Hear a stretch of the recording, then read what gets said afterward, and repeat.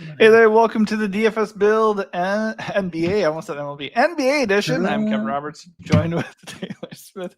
Getting ready to go over this DraftKings main slate. I think we have quite a few games here, actually, like 8. So it should be a nice slate. No Jokic on the slate. So on DK. 7. Oh, I'm so sorry. So 7 games, still a nice size slate. Hopefully this video helps you. If it does, hit the like button, subscribe to the channel, and come join us in Discord via Patreon. We're switching things up just a little bit, offering everything that we were handing out at Patreon for one low monthly rate. The trick is you got to come through Patreon to come join the Discord and get both those things together. We're handing out core plays for MLB and NBA regularly, also giving out plays and advice for MMA and UFL, and covering just about everything else as we get going, because obviously NFL coming around next season. If you like what you see here, I promise you're going to like what you see in there. So head to Patreon and to get access to the Discord, just $5.99 for the entire month for everything we offer. All right, let's get down to it. The way we do this, we go position by position, highlighting the top plays of the slate. Starts with Cade Cunningham up top. He has missed the last 5 games with a calf issue. I've been on the wrong end of this where they say he's going to play and then he's just randomly out. I'm sure people have experienced that with Tobias lately too. But if Cade's in 10.7 against the Raptors, he's got the best projection among point guards on the slate. I guess we have to consider him. I personally am not going to play him. It'll feel like it's kind of yucky. And there's other options that I like, but where are you at on Cade tonight? Yeah, I'm there with you. I'm not going to play him. I feel like, I think Kevin disappeared after a long layoff. Like, he could be limited. The game could blow out. Like, Toronto's on a back-to-back. Pistons are good. The Raptors are not. Point guard's deep. It's a pretty big slate. There's just a lot of factors to consider. There's cheaper stuff like Josh Giddey that we'll get to. There's Indiana looking pretty good. There's a lot out there. So I'm still here. Personally, I'm not educated. Can you not see me, or did I disappear? Just keep going, man. Okay. Well, you said I disappeared. Okay, so yeah. I think we're aligned there. Cade, just a little bit expensive for the first game back. Don't know if he's going to be limited. Don't know if the game is going to blow out. Don't know if he's going to get randomly scratched again. So I'm just not going to do it. Kind of same story with SGA. Like, these guys both project well, but they're really, really expensive given the slate and like what we're looking at. Like, for SGA, it's a little bit different. He has all the guys there for the Thunder. And then the matchup on the road against the Rockets, like, suboptimal. It's a lot of money to pay for him right now. And I just think we should start off with Giddey. Giddey at 9.9K. The price is not too much now. It's just appropriate. I guess this is what he should be. And he has a really good matchup here at home against the Blazers. So if I'm paying up a point guard, it starts with Giddey, and I just don't see much reason to go away from him. Yeah, I think Giddey with Avdia is going to be a really chalky build on this slate, but it's not a bad one, obviously. Like, they've both been on fire for quite a while. Martin Maldonado just had a home run somehow. It's a good spot, good game environment. Back-to-back for Portland. Chicago's favorite in this game. Giddey kind of flopped somewhat recently as chalk. I think he'll be popular, but he's 9,900. I don't know if he's going to be like super chalk. He's played under 30 minutes in back-to-back games. It's also worth noting, but I like it. I think it comes together naturally, just pairing him with Avdia. So even into ownership, no issue with it. Yep, we're completely aligned. So the next question would be, if you don't want to play Giddey, like, obviously you could still play Cade or SGA. I feel like chalky Cade, though, like, that's just weird to me. So if you're not doing that and you don't want to play Giddey, where do you go next? Halliburton is on my radar. 9K against Utah, super high total. Another game with blowout risk, but Indiana has 127.5 point total. Like, seems good. One of the highest you'll ever see. So he's great. No issue with that whatsoever. Indiana also has some injuries. I think Mathurin is questionable. Siakam is questionable. Aaron Nesmith is questionable. So there's potential for Indiana to look even better before too long. So don't mind that at all. And then otherwise on the high end, I think Garland is okay. Donovan Mitchell, 9,300. It's pretty steep for him, but it is a good matchup against San Antonio. So I don't mind that in one of the later games on the night. But as usual, Anthony Simons is really popping. He's questionable. He's missed the last 2 games with a forearm injury. If he's in at 6,700 against Chicago, I'm very interested. Shaden Sharp, same story, 7,600. He's really getting expensive along with Avdia, but the last 2 games without Simons, he's just completely smashed all the usage for that team. So still into them quite a bit. The matchup's about as good as it gets, so don't mind it. Yeah, I think I'm with you for sure on Hallie. Like, obviously, a lot of these games are blowout risk at this point. Like, you were right about Donovan Mitchell the other night, but that wasn't he like 8-6 or 8-7 then? Like, his price came way up, and it's not like it's Denny where we're seeing it, or like Giddy also, like where we're seeing it night after night after night. Like, the reality is, somebody like Donovan Mitchell, he does possess the ceiling, but for like the most of the season, if the Cavs are healthy, they just can't be trusted. One of them will probably pop off, but you just never know which one. I'm not going to pay a premium to find out. I think Hallie just is the obvious pick over Donovan Mitchell right now. I do not mind if I want to get different. I think Devin Booker is really interesting. The price is obviously inflated, but that has everything to do with no KD. Bradley Beal is expected back today, so there is that. But still, his usage rate is going to be insane. If the Suns are going to have any chance of staying in this game with Boston, Booker is going to have to go off here. So as a low-owned stud, like nobody's going to be on him because of that price point. I don't mind him at all. And actually he's in my lineup right now because I had Sabonis, but Sabonis is now questionable. So I don't mind if I land on, like, I'm not going to prioritize Booker. That's why he's low-owned. But I do think if I land on him, that's a really cool way to get different up top. Nice leverage on Cade. With you on Shade on Sharp, that's just all about if Simons is in or out. Like if Simons is in, maybe get a little bit less interested in Denny and Sharp for sure. I think I'd be still into Denny, but not that much into Shadon. And then, of course, if Simons is out, Shadon continues to look great. All these other guys coming down here a little bit priced up, like Amen, Jalen Green, they feel a little bit expensive for a really tough matchup. The first guy I would look to after we get past Shadon Sharp is going to be Stephon Castle. Massive usage. If the Cavs or if that Cavs game is going to stay close, he's probably going to have to go full Booker here and go nuts. Even if it doesn't, the usage rate is awesome for him. So I think he's still in play, even with the price ticking up a little bit there. Yeah, he's in play. Certainly a lot of ways that can go wrong. Like Max Price rookie against Cleveland in a game they're probably going to lose by a lot. So it's true. I don't think he's a bad play, just not someone that I'm dying to prioritize. Yeah, it really just depends on the Portland news. Like if Simons is in, Simons looks really good. If Simons is out, why mess around with Stephon Castle in that game setting when you have Shadon Sharp for $200 more? So as far as value, if Simons is out, Banton once again, is he shooting guard eligible only? No, he's not. He's there. Okay, so 4.8 against the Bulls, still not expensive enough. He still looks good. He hit just fine the last time with 27 fantasy points. Don't mind going right back to him. Are there any other values besides him that you're feeling good about here? I think you can look at guys like Nembhard. If Neesmith is out or Siakam is out, he'll get a little more usage. I don't mind McConnell as a full punt, just a good per minute guy. Great matchup against tanking Utah. So those two are on my radar, depending on what happens with the news there. I think you can look at guys like Chris Paul, like he's kind of bounced back a little bit. Still super cheap at 4.3. No Sohan, Fox, Wemby. We know the story by now, so he's okay. I guess KJ Simpson still under 5K, still no LaMelo, obviously out for the year. Been playing over 30 minutes each of the last 3 games. Not a great. I'm not dying to play Charlotte. They have a super low total. They're 10-point dogs, but still cheap enough to play. Yeah, one other guy I will mention is Jamal Shed, just because the Raptors might be severely undermanned here. Barrett, Ingram, Dick, all out. Quickly's back. Barnes might not be in. So if Barnes is out as well, I think Shed's an okay value at 4.4. Don't think they have any other point guards there. No, so that's probably it for me. Yep. All right, so moving over to shooting guard. We can look at Donovan Mitchell, your boy up top. I don't have a problem with him, but like we've said, blowout risk, and just it feels a little bit steep for him. I think Devin Booker is just an interesting play there at 10.2 for tourneys only.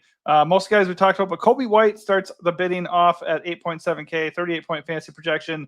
Like they're still severely shorthanded for the Bulls are. So Kobe is going to get really good usage. He's pretty scoring dependent, but I mean, 8.7K, that doesn't feel amazing. Like certainly if you're deciding between him and Giddey, it's an easy call. It's Giddey, but I think Kobe is still interesting, especially since that salary is going to make him pretty unowned here.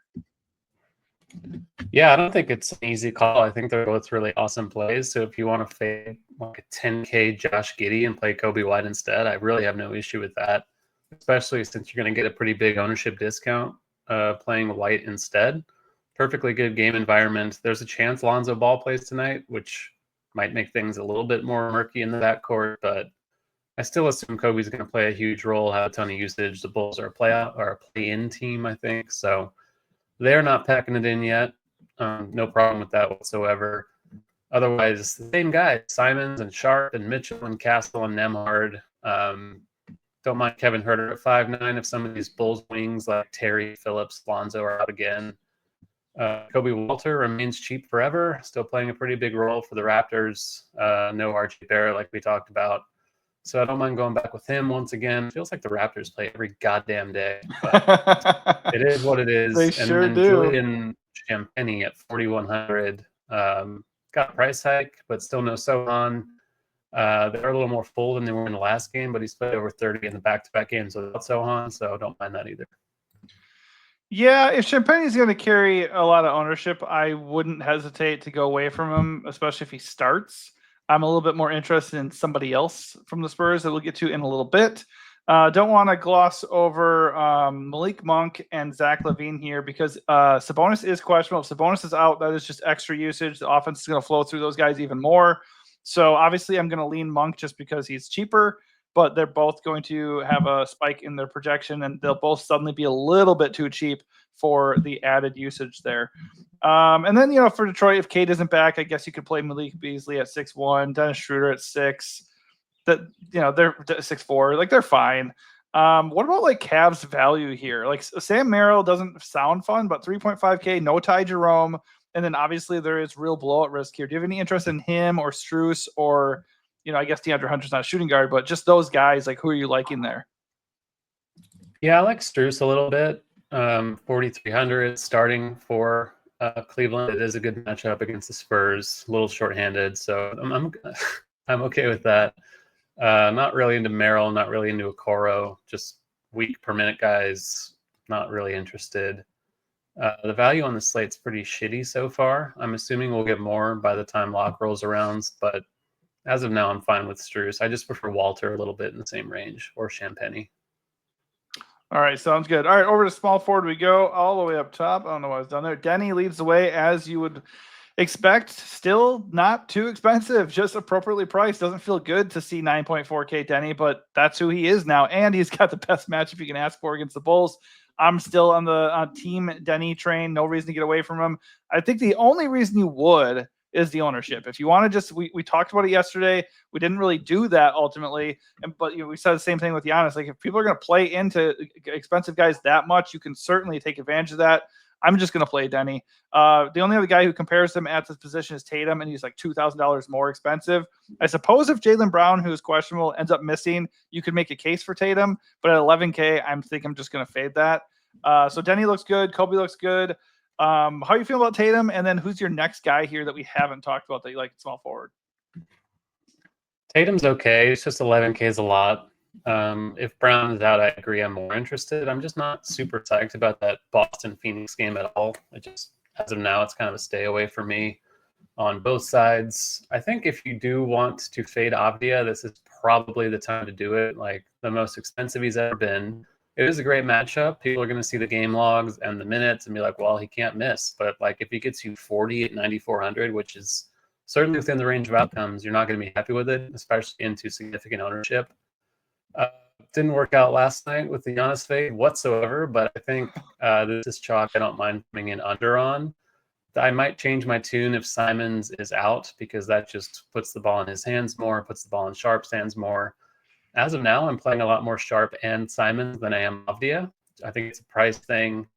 But at the ownership he's probably going to have, I think the projection systems might be under, like he's around 30%. I would be shocked if it's that low. I just don't mind the fade. Like there's a lot else to pay for on this slate that looks pretty good. So if people are going to feel compelled to like jam Avdia in no matter what, I don't mind not playing him. Yeah, I mean, 9.4 is 9.4. I'm 100% with you. I love Denny, no doubt about it. The matchup is amazing. His role, his production, everything looks good. It is as simple as this for me. If Simons remains out, I'm firing up Denny. I don't really care about the ownership. If Simons is in and he's still going to be owned, I will 100% fade him. I don't really care. I think it really is as simple as that. You already mentioned Kobe. He looks fine. Amen Thompson feels a little bit expensive here against OKC. DeMar is in play at 8.4. I think he was okay before, but now he looks really good if Sabonis misses. Don't mind that. Not a priority for me personally, but because 8.4 isn't cheap, but he'll look really good. As we come down here, Tari Eason 6.2K. He's an okay mid-range play. Like I'm just not really excited about the Houston OKC game. Like it does have an okay total considering how good they can be defensively, but it just feels like that's going to be a slugfest. DeAndre Hunter, we kind of alluded to 4.1K. That is a really nice price for him with no Ty Jerome there against the Spurs. I think he looks like a really good value. And then Bryce Sensabaugh, 4.7K. Don't love that his price is coming up, but Pacers are a soft matchup, and the Jazz remain out. Remain without a ton of guys, so he is very scoring dependent. But Bryce Sensabaugh looks like a solid value right now. Yeah, I don't mind that. He gets usage whenever he gets minutes, so I'm good with it. I'm higher on the OKC Houston game than you are, I think. A couple of good playoff teams. It only has a 6-point spread. It's in Houston. No Dylan Brooks is going to clear a starting spot for Tari Eason in all likelihood. He might have been starting anyway. I don't even remember. He did start the last game, but I didn't know if that's the minutes. It's the minutes thing. I think they're going to be more secure. I saw him projected for over 30, which isn't often the case. 6,200, not like cheap, but he is, under the price of an average salary spot. Good per minute guy. I really like that at 6'2". Like I prefer a balanced build on the slate. And Tari Eason fits into that pretty easily. So I'm pretty high on him. I'm pretty high on J-Dub, 8,100. Prices come down. My favorite play from OKC. We'll get to that in a minute, but still a good price. Been kind of underwhelming lately since he came back from a hip injury, but don't mind the buy low there. This is kind of a crap position. Small forward. Like Hunter is okay. Like you mentioned, Harrison Barnes, still fine. 3,800. No Sohan. Been getting the minutes starting for the Spurs. So really don't mind that either, even though generally I don't want to play Harrison Barnes. And then Keldon Johnson, always worth a mention just because he gets usage, but minutes are kind of shaky for him. Now, your boys, though, Jacoby Walter and Champagny, they are there too. So I think there's an okay amount of value here for sure. And it just depends what you want to do with Denny after that. I agree. Tari Eason's a good mid-range play. I'm not excited about that game. There is one play from that game that I also do like. I'm pretty sure you're alluding to Chet, I think. But that's like really the only guy I like love there. When you look at the matchups and you look at the projections and salaries, like to me, Chet is the only one where I'm like, oh shit, I don't know if I want to fade Chet. But everybody else, like it's still two really good teams in a big game. Like they could be fine plays. At power forward, you can use Denny and Tatum over there. Evan Mobley 8.8 feels a little bit high with everybody healthy, but it's the Spurs. Like you could easily smash them if you want to play him. Miles Bridges, the projection sucks against the Kings here, so it feels a little bit too expensive for that projection. Obviously, with no LaMelo there, the usage is there if you want to do that. Feels like a turning play only play though. If no Siakam, like if Siakam is in at 7-6 against the Jazz, like fire up Siakam if you want to. He's been absolutely horrible, so I don't really want to play Pascal Siakam, but he's been horrific. So like you don't want to game log watch all the time because like this we literally talk about like okay he sucked in all these games, but then he plays the Jazz and gets like 50. Very possible, but he's been bad. He's not healthy, so there's that, right? So I don't really want to play him, but if he's out, Obi Toppin looks really interesting, and you could even make a case for Trace Walker if he ends up getting the start ahead of him. So those guys are certainly my radar. Chet is power forward viable.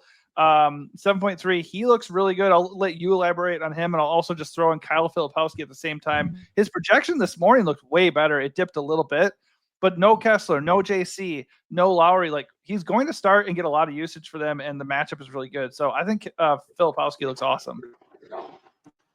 Yeah, it's kind of wild to pay 7,100 for Filipowski, but I think it's viable. I agree about Holmgren, like 7,300, just really cheap. The minutes should come up, I think, moving forward, like as we get closer to the playoffs.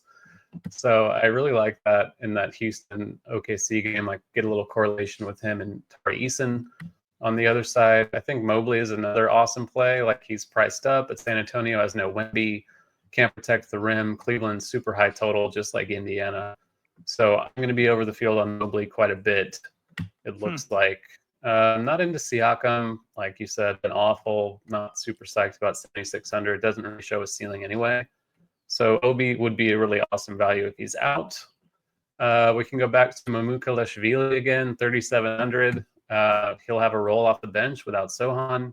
He and Harrison Barnes are both sub 4K. Like, not the most alluring values, but if you are playing the San Antonio stuff, I think it makes sense to play the Cleveland stuff on the other side. So I like Mobley, I like Sandro, I like Barnes, all at this position there.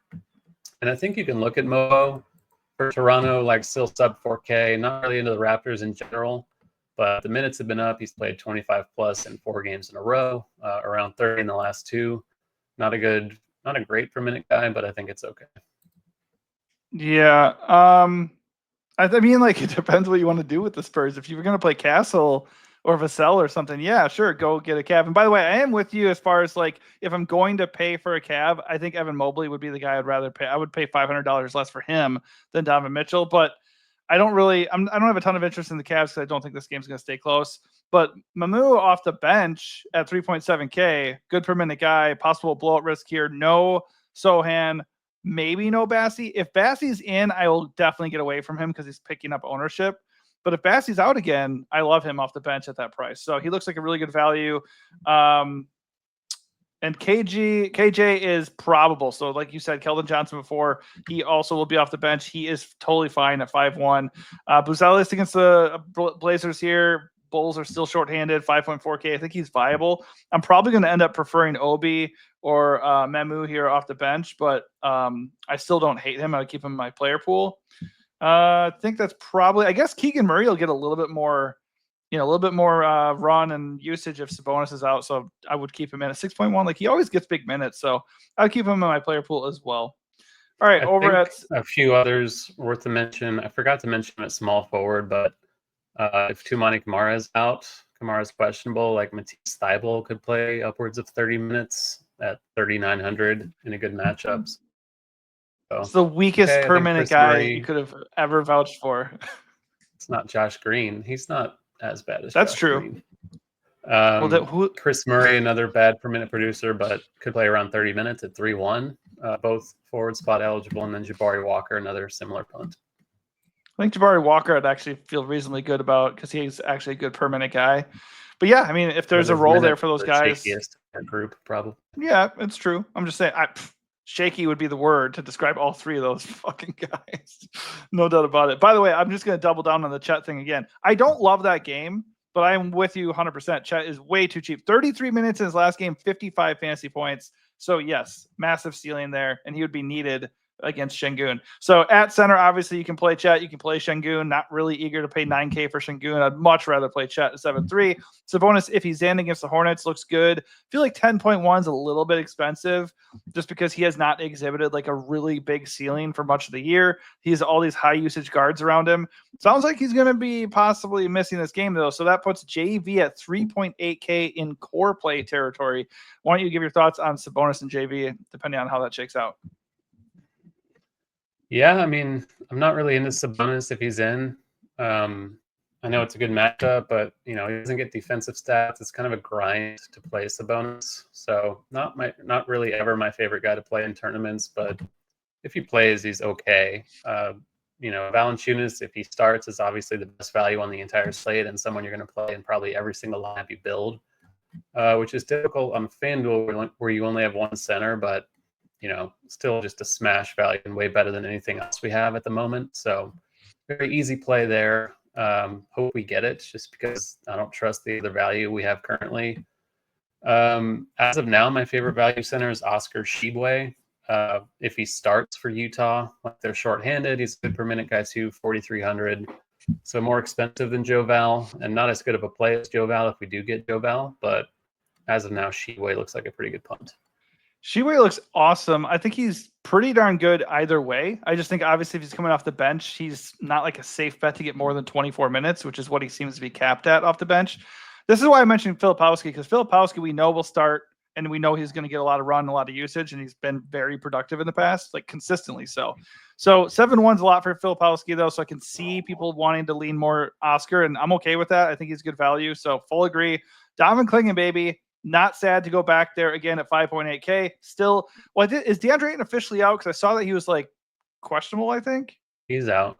Okay, so that's awesome. So he's out. Duop Reith is out. Time Lord's out. So it's still just Donovan Clingan seasoning. It's the Bulls. He had the Raptors yesterday. He did really well. I think he had like 35, 36 fantasy points. So we're all over that. At low ownership. And tonight, the ownership is picking up steam here because the Bulls are one of the best matchups you can have against centers. Doesn't really matter. He just looks really good here. Suppose Miles Turner at 6.3 is worth a mention in case Siakam's out. That would give him a boost too. And then you can use Mamu here. You can go back to Paul Reed with Isaiah Stewart still banned into the sun. Not going to get you more than 15 to 20 minutes off the bench here, but the Raptors are a really, really good spot. So I don't mind taking on a little bit of risk there. I just don't think I feel super compelled to do that, especially if JVL is there. It's just going to come down to like, what do you want to do as far as like JV versus Clingan versus Oscar? Do you think Clingan would just be the odd man out for you there? Not necessarily. I think Joval's like a lock in that situation, but then the other two, like, just kind of depends on the rest of your build. I think both are good plays. I think another one worth a shout is Vucevic, just an unowned part of that good Chicago-Portland game. He's shown pretty good ceiling, still under 8K. Facing Clingan, not a great spot necessarily, but the super low ownership he's going to get, I think he's pretty good. How do you feel about this Chet projection, though? That's a bad projection. Is it just minutes based? Yeah, I feel like RG is kind of low on his minutes, I think. I think he could play a little bit more than that if the game's close, so I'm kind of bullish on him compared to them. Yeah, I mean, if he played 33 in his last game, so I wouldn't be shocked to see him hit that again, if not maybe even a little bit more. So, yeah, sometimes you have to kind of ignore projections a little bit depending on what the context is. All right, that wraps it up for our position by position breakdown. Let's end things with our strategy for the slate and a flag plant if you have one. Yeah, my strategy is just kind of a balanced build. I'm not going to have anyone over 10K in my lineup, I don't think. And then kind of building around this Chicago-Portland game, but I think building it differently than the field is the way to go. Like fading Avdia is something I'm really considering doing. Playing the other Portland stuff, maybe playing Kobe White instead of Giddey or Vooch instead of Giddey. There are a lot of ways to go with a lot of great plays, but I think the field's going to be really locked in on Giddey and Avdia with good reason. But going away from that is a pretty interesting way to build. Yeah, I feel like yesterday we wanted to get a little bit different, and locking in Denny, Shadon, and Giannis was just 100% the way. They were so chalky and so productive that if you did not have basically that grouping, plus obviously hitting in other spots, you were completely screwed. So I think I'm going to just keep with that logic here, because Denny and Giddey, if the situation sets up how it should, like if Simons is out, I'm just playing Denny, and then the other side, like, the usage is still going to be there for Giddey. I'm just going to play Giddey, and I'm going to get different in another way. I think right now for me, the best way to do that in my flag plant is going to be Devin Booker. I hate the price at 10.2K just as much as everybody else. I hate the matchup at Boston, but nobody's going to play Devin Booker without KD. That seems like an awesome play to me. So I really like that. And then obviously we both like Denny and Giddey. You just might kind of play with the ownership there a little bit. And I do agree on the balance thing overall. Like if I'm not playing Devin Booker, I'm not playing anybody else over 10K. I'm not playing SGA. I'm not playing Cade. I'm not playing Tatum. So in general, going a little bit on the balance side is fine with me. That's going to do it for us. Hopefully this helps you out. If it does, smash the like button, subscribe to the channel, and come hit our Patreon. Link is on our page or below on the video here. If you come do our Patreon, it's only $5.99 a month. It gets you access to all of our picks, the chat in Discord, and all of our advice and analysis leading up into lock. So this video hopefully helps you every single time, but all that stuff is updated with news and impact and all that going into lock. All right. Thanks for watching and good luck.